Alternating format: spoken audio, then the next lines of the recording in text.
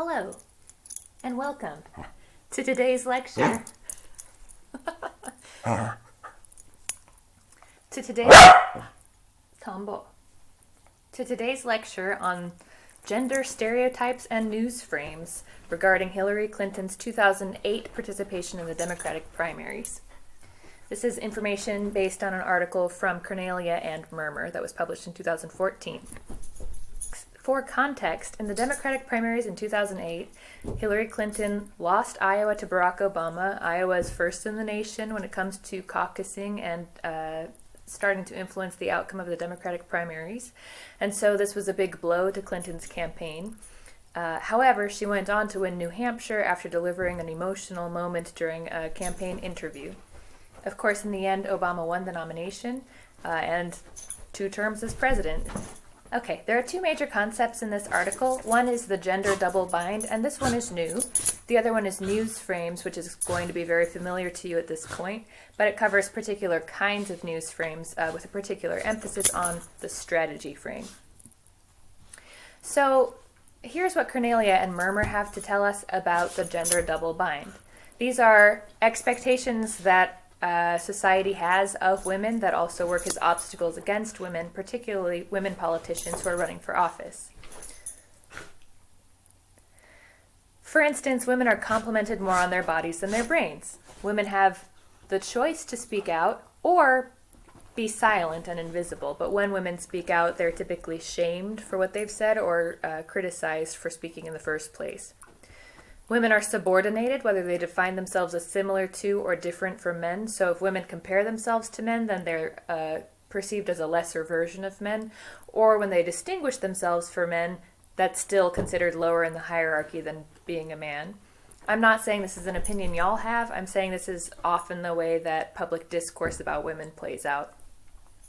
Number 4, femininity is perceived as incompetence and competence as unfeminine. So if someone shows emotion, for example, it suggests they're too emotional to lead. And if someone is a very tough cookie, then they've sort of unsexed themselves, as Lady M in the Scottish play would say.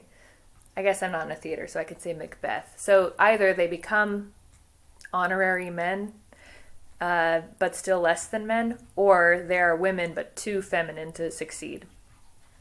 Number 5, aging women are seen as less relevant and valuable, whereas aging men are seen as distinguished. So older women face many different kinds of discrimination that older men do not face. I've broken this down into perhaps easier for me to digest categories. So appearance, women who are beautiful are not considered smart, women who are smart are not considered beautiful.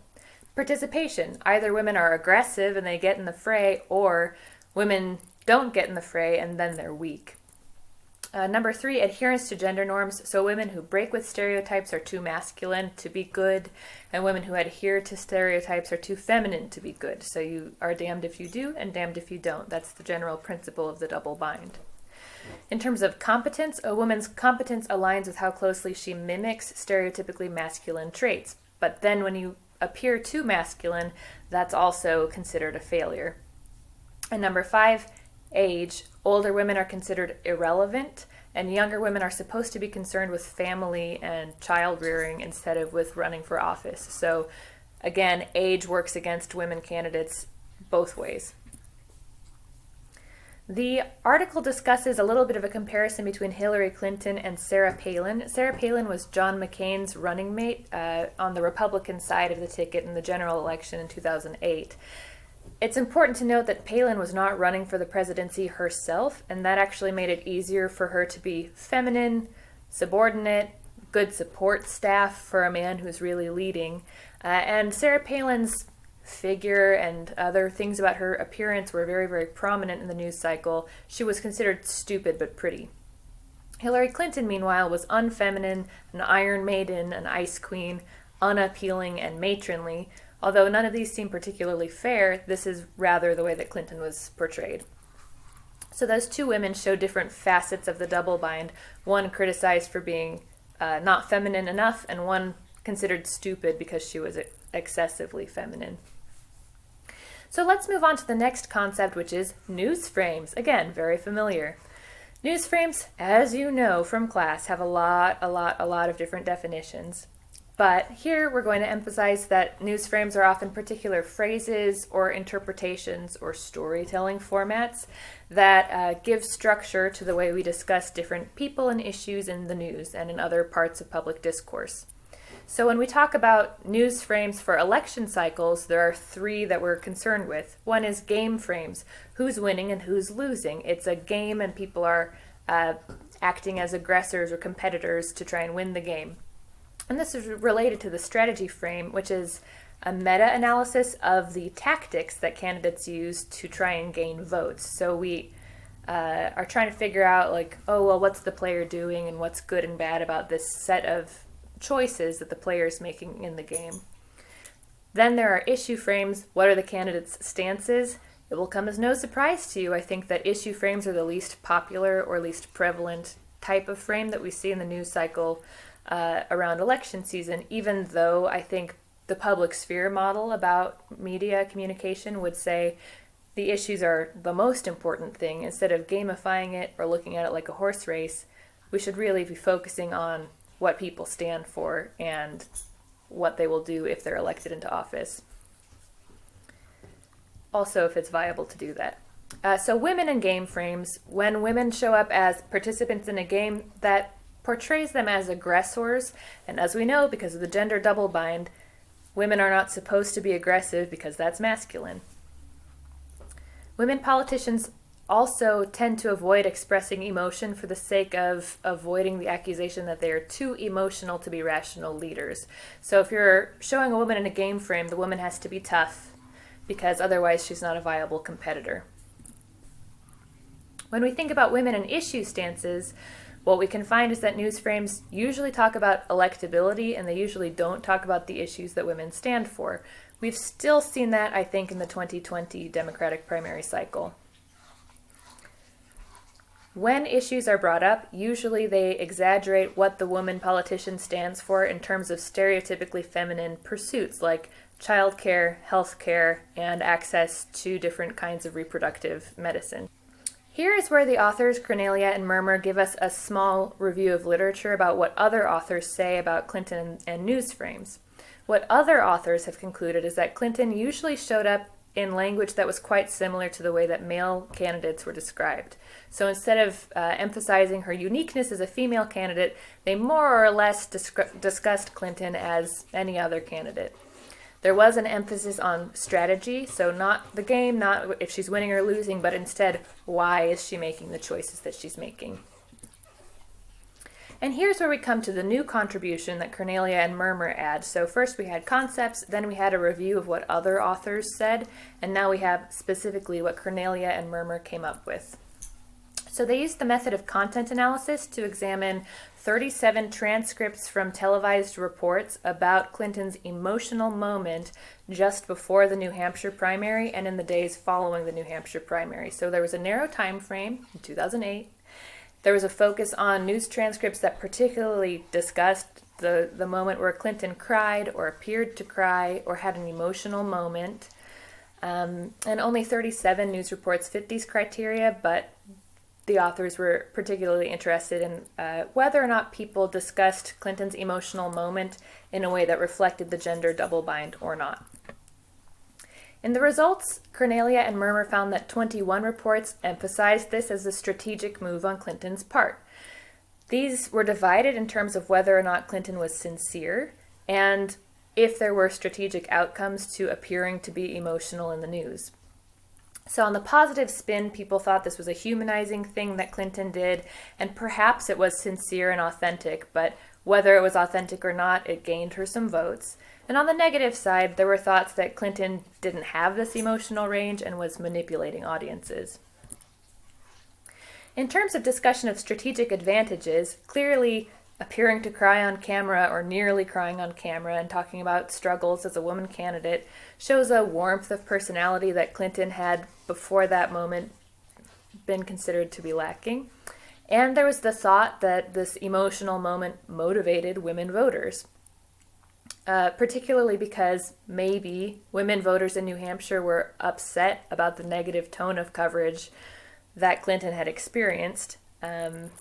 And then an interesting comment here is that there was a suspicion but no evidence that only women voters were motivated by Clinton's emotional moment, which is to say Clinton didn't gain any male voters, but we don't actually have facts on that.